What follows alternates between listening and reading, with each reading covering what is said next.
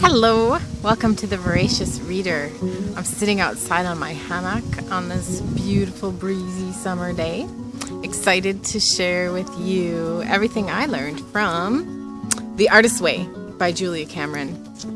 You know what, I take that back. There's no way I can share with you everything I learned from this book. I actually embarked upon this book, and I say embarked with all sincerity because it was a huge adventure. In the 90s, pretty close to when it was first written. I don't know exactly when it was first written. We can look it up. But it absolutely was a life-changing experience. I love the way she has, Julia Cameron, set up the book as a 12-week self-directed course. And that's exactly how I did it.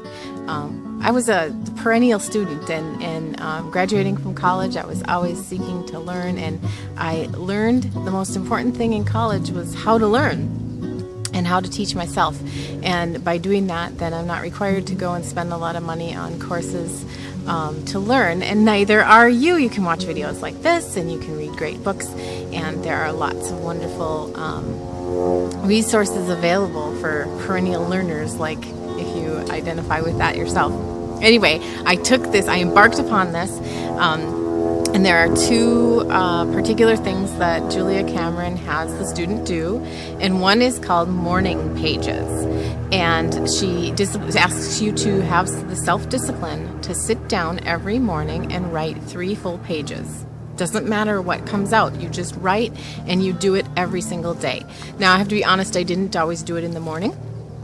I call them daily pages because sometimes in the morning I couldn't get up early enough to get to work, much less, write my pages. But then I'd write them as soon as I came home or in the evening before I went to bed. And I wouldn't go to bed unless those 3 pages were written. And sometimes I admit that those pages were just me writing the same affirmation over and over toward the end just to fill the 3 pages. But that's okay, because something about that discipline process really does free your mind, helps you reveal some patterns that you maybe didn't realize about yourself.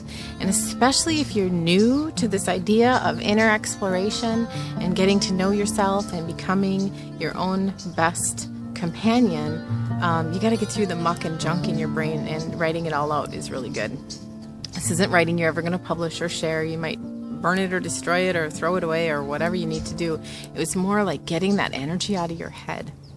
The second tool that Julia required of each student was a weekly artist playdate, that artist date, and she'd give assignments and ideas about how to spend that time. And I remember one, and I don't remember if it was one she assigned or one that I did on my own, but walking to a location, a specific location, as my 3 or 4-year-old self, and really trying to enjoy the scenery. I stopped and looked at pretty rocks. I dawdled. Any of you who've ever spent time with toddlers, you know how much they can just dawdle and takes forever to get anywhere. But it's because you're having a special sort of adventure when you do that. So artist dates were incredibly freeing. Other artist dates include things like go to a dime store. I guess they don't call them dime stores anymore. Now they're called craft stores. And just pick out what appeals to you. Shiny things, sparkly things, wooden things, beads, glass, paint, colors, crayons, bubbles, whatever appeals to you. Whatever appeals to your inner child. Throughout her entire book, she shares so many ideas and exercises to help you invoke the creativity within. But I want to share with you now the 12 lessons, the 12 chapters, and obviously you're not going to get everything from me going through them rather quickly, but I want you to know what the 12 are. Number 1 is recovering a sense of safety. How many times do our creative projects just die because we don't feel safe? And we have to take care of ourselves. We have to be our own inner parent and create a safe place for our art to flourish and come about. Recovering a sense of identity.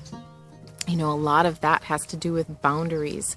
When you think about boundaries that you have with other people, do you allow crazy makers in your life? How do you allow other people's responsibilities, obligations, and issues to suck time out of your life? Boundaries really create the shape of things. We think about what is the boundary of a yard, and it might be defined by its fence. your boundaries define your shape. So if you don't like the shape your life is in, you better redefine your boundaries. Number 3, recovering a sense of power. Number 4, recovering a sense of integrity. One of the exercises in this chapter that I really loved was called a reading deprivation week. And I included, no television, no radio, allowing myself to be with just myself without a lot of external input is very revealing. I highly recommend a media deprivation week or even a day. And recovering a sense of possibility, time to yourself and being alone. Both, all of 3 of those, really 3, 4, and 5. She really brings home the point of how important it is for us to get comfortable spending time by ourselves. It is in being alone that our creativity can come forth. Certainly being with others and connecting with others can spark creative ideas as well, but that too often tends to be our default mode rather than time to ourselves. Why don't we like to be alone? I'll probably do a whole video just on that topic sometime because I keep running into it everywhere. And every time I work with a client on an issue, there's usually a fear of being alone. And we do all kinds of things to distract ourselves. So lest I get off on a being alone tangent, I will plan that video for another day and move on to lesson 6, abundance, recovering your sense of abundance. Now remember, abundance is not just money. Money is certainly a part of it. It's resources of all kinds. Money really is just a form of energy exchange. If we didn't have money, we'd be doing something else. We'd be bartering with actual things. I'll give you an hour's worth of service if you do something for me, and we would barter. So it's that exchange, that abundance. Abundance is relationships, the people in your life, creative ideas, creative resources, even to go for a walk in the woods and pick out every pretty leaf, chunk of moss, little piece of bark or stone that you can bring back and create a collage with or do some artistically creative thing with. Those things are found. They don't cost you anything, but it's very abundant. Number 7, recovering a sense of connection. Oftentimes, perfectionism gets in the way of our sense of connecting with others, or else maybe jealousy. Are we jealous of other artists? She covers those 2 topics in great detail. And then a neat exercise she gives in this chapter is quickly list your 5 favorite movies. Don't think about it, just quickly list them. And then once you have them listed, look at them and look for the themes. And what does that tell you about what you're connecting with? Why do you connect with those movies? Is there some theme? Are there parallels or mirrors with relationships in your life? Stories? Patterns? Interesting. Number 8, recovering a sense of strength. Chapter 9, recovering a sense of compassion. I want to bring home here the point of self-compassion. There is no compassion for others unless you have compassion for self. Here she also talks about creative U-turns and blasting through blocks. What she means by creative U-turns are, actually there was a quote on this one I wanted to read to you, places where we mess up as artists, basically. Here's the quote I wanted to share. We are ambitious as a society, and it is often difficult for us to cultivate forms of creativity that do not directly serve our career goals. Recovery urges us to re-examine definitions of creativity and expand them to include hobbies. Yes, good old-fashioned hobbies. There's nothing wrong with gardening or sporting events, whatever your hobbies are. The experience of creative living argues that hobbies are in fact essential to a joyful life. Enjoy your hobbies. Then too, there is the hidden benefit of being creatively useful. Many hobbies include a form of artist brain mulling that leads to enormous creative breakthroughs. And then she goes on to say how she, in working with students, finds that when they get stuck and have that creative U-turn or block, she assigns them, go home and do some gardening, go home and clean your kitchen. It is when you're doing those kinds of thoughtless tasks that your mind is allowed to wander, and I believe you tap into the world, the nation of imagine, and that's where insights and ideas come from. And so a creative block can be met by pursuing your hobby.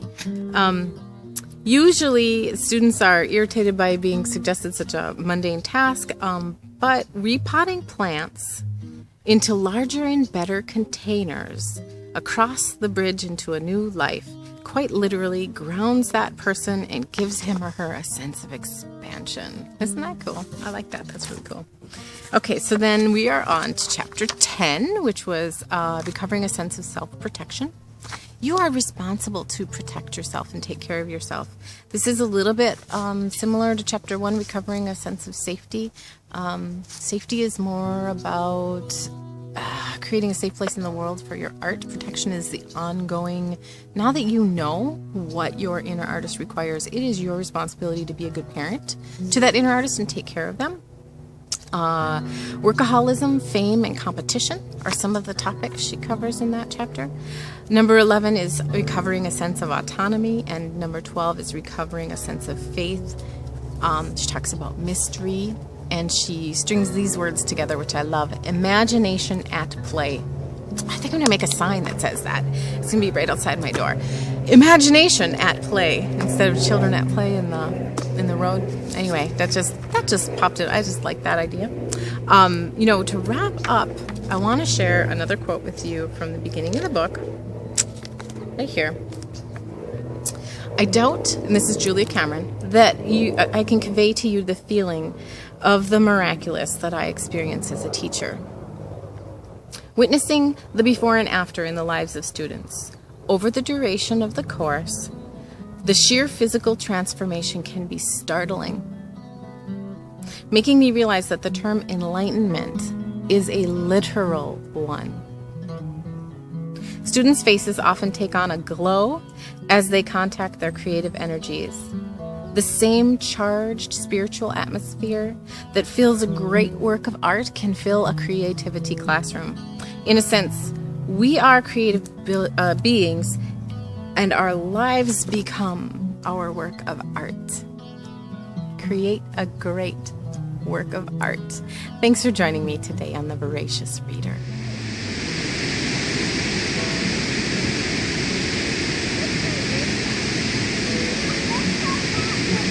Well, this way, down towards the truck.